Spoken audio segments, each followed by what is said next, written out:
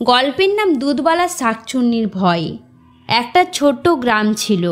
সেই গ্রামে থাকতো এক গরিব দুধওয়ালা, নাম তার রমেশ।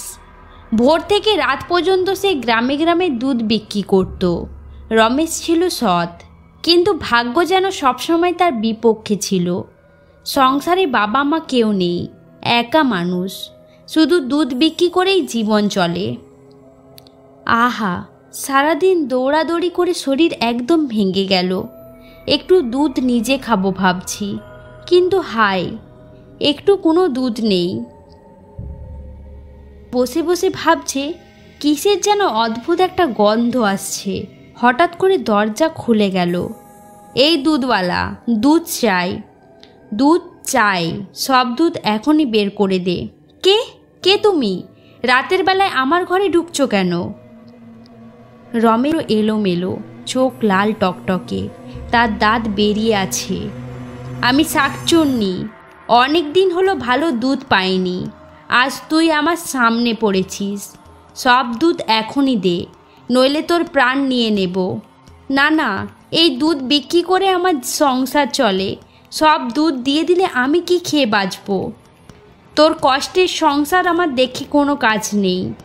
দুধ চাই আমার, রক্তও আমার চাই। আজ রাতে যদি না দিস তবে এখানেই তোর শেষ। রমেশ কাঁপতে কাঁপতে দাঁড়িয়ে গেল, কিন্তু হঠাৎ তার মাথায় বুদ্ধি এলো। শাকচুন্নিকে ভয় দেখাতে গেলে লোহার ছুরি বা আগুন সব থেকে বেশি কাজ করে। লোহার একটা ছুরি তো আমার কাছে আছে, যদি ওর সামনে ওটা রাখি হয়তো ভয়ে পালাবে। রমেশ রান্নাঘরে ঢুকে লোহার ছুরি গরম করতে লাগলো। শাকচুন্নি তখন চেঁচাচ্ছে, কি হলো দুধওয়ালা, এখনো দুধ দিচ্ছিস না কেন? তাড়াতাড়ি দে। না, আমি দুধ দেব না, আগে আমার প্রাণ নিতে হবে। এই লোহার দ্বার, না, আমি দুধ দেব না, আগে আমার প্রাণ নিতে হবে। এই লোহার ছুরির সামনে দাঁড়াতে হবে। চোখ লাল আর হঠাৎ ফ্যাকাশে হয়ে গেল। এই লোহা সরাও, সরাও আমার সামনে থেকে। আমি আর দাঁড়িয়ে থাকতে পারছি না। শাকচুন্নি চিৎকার করে অদৃশ্য হয়ে গেল। উফ, বেঁচে গেলাম, আর কখনো রাতে একা বসে থাকবো না। গ্রাম্য কাহিনী সত্যি, মিথ্যে নয়। সেই রাতের পর থেকে রমেশ আর কখনো একা একা দুধ রেখে ঘরে থাকে না।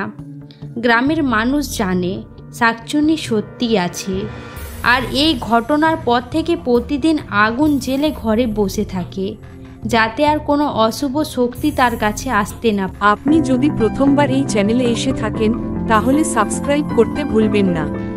এরকম আরও নতুন ভিডিও পেতে সাবস্ক্রাইব করুন। ভালো লাগলে লাইক, কমেন্ট আর শেয়ার করতে ভুলবেন না।